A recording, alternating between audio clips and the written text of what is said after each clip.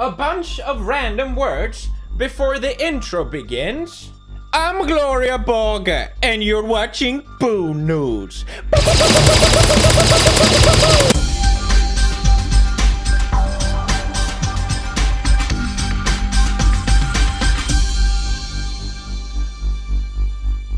Good evening. I'm Gloria Borger, and you're watching Poo News, the most trustworthy news site on the planet. Our first story comes from YouTuber Jesse Welly from Twitter. Meh.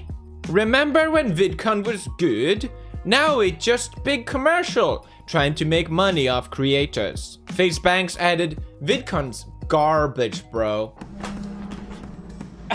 Wait a minute, hold on here. Are you telling me that guilting creators into the fact that if they don't attend VidCon, they don't love their fans, but despite them being the main event for the whole thing and charging people $150 to $750 and not paying any of the creators, despite being the main attraction and the whole drive to anyone being there, is using the creators and YouTubers?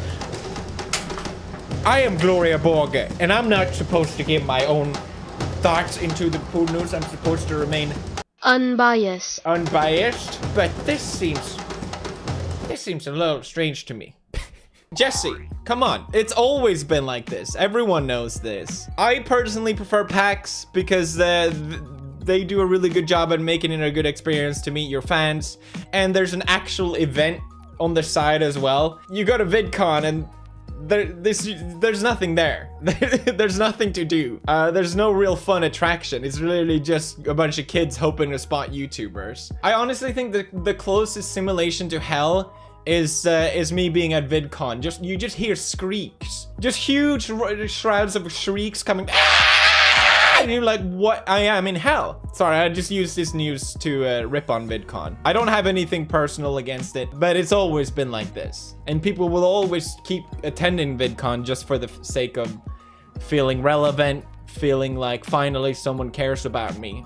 That one kid knew who I was. Hooray. Personally, I've grown so sick of the whole concept that you need to idolize someone and treat them like they're more than just a person. Any sort of fan meetup that I get where I just get to actually talk like a normal person to another person is just 100 times more enjoyable. That's just me. That's just my personal opinion. I know a lot of people like to be revered and wanted and I don't know. That's just not me, and that's not me okay, well, actually, you know, I'll just leave it at that.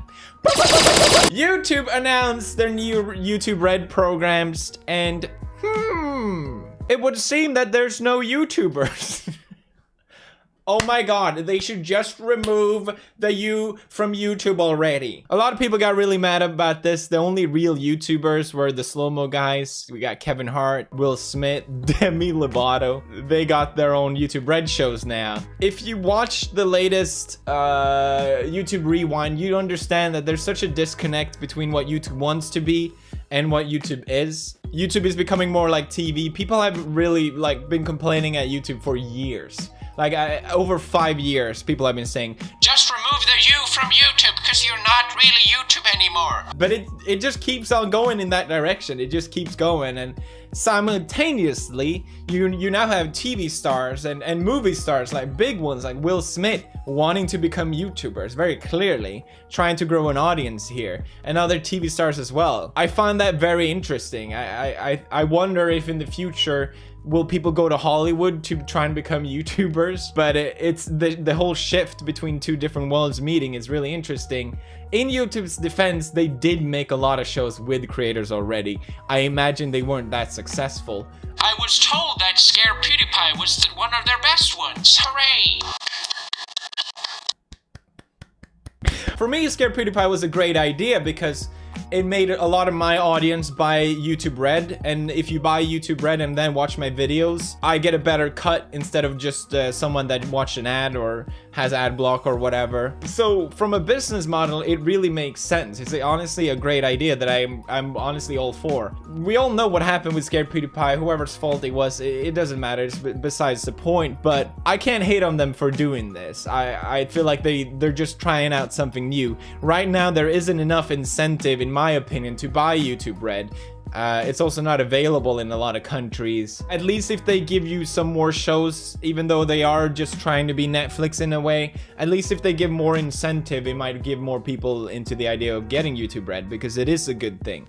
But what I personally think, as Gloria Borga, I'm not supposed to give my personal thoughts, but me personally, it would be great if you could just, for a very lower price, say $2.99, you can sponsor a specific channel, and then you won't get ads on that channel, and maybe some other fun stuff as well. It would be great if I could have that sponsor button. That would just be so great.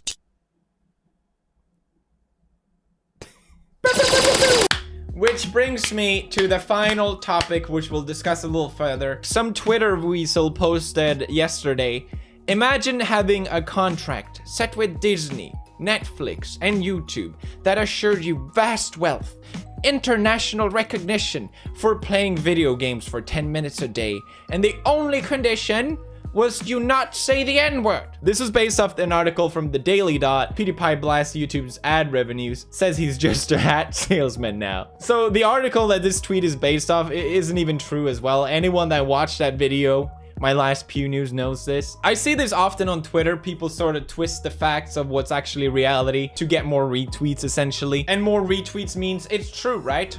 Wow, this has 8,000 retweets. It must be correct. This tweet insinuates that everything I got was for free. It was given to me by companies like Netflix and Disney. It also insinuates that all I do is just play games for 10 minutes and that's it. And finally, it insinuates that I lost all of this because I said the N-word. I broke the rules. I was being racist. It also paints this sort of convenient picture that... He is making millions, and he should be so thankful to be in this position that he got for free. But he's a racist, and I'm not racist. Why am I not making millions? And I think that's why this tweet got so popular, because it's a narrative that makes them feel good about themselves, despite being true or not. I mean, I never worked with Netflix. I never done anything with them. Disney did absolutely nothing to help me get and grow to where I was. It was all me, as much as you don't like to admit that. And I don't even play games anymore. And I'm sorry to say, I'm doing just fine anyway. Normally, I don't reply to Twitter posts like this. It happens quite frequently. I'm used to it. I don't care. But I thought since it was spreading misinformation, I should at least defend myself. So I replied pretty much with what I just said, and I got blocked immediately. Which summarized social politics on Twitter so perfectly. I'm gonna block you, so whatever idea I have to you, I can keep maintaining. There's no room for conversation or anything like that. I need to maintain my skewed world of reality so I can feel better about myself. The only thing that was true about this tweet was that, yes, I did in fact say the N-word on the live stream. And I'm not gonna pretend like that was fine. It was stupid, it was irresponsible, and I'm trying to move past it. I'm trying to, I don't know, be better, but this whole militant approach to just don't be racist. Why is everyone racist? Also, you're a racist. How come everyone is racist but me? You're a racist. If we look at the article that this whole idea came from, it was from the Daily Dot. PewDiePie blasts YouTube's ad revenues, says he's just a hat salesman. The first line of this article says YouTube's most popular vlogger says he's not making enough money on the platform. This is just straight out a lie. This is not, I never said this.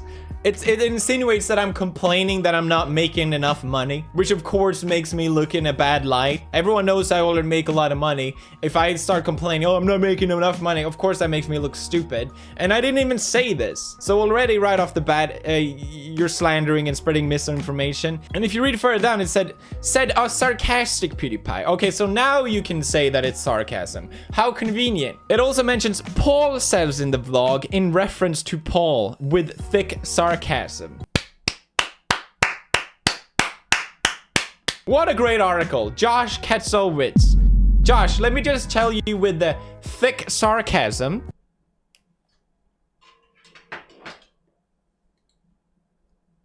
This was a fantastic article. You should be a writer.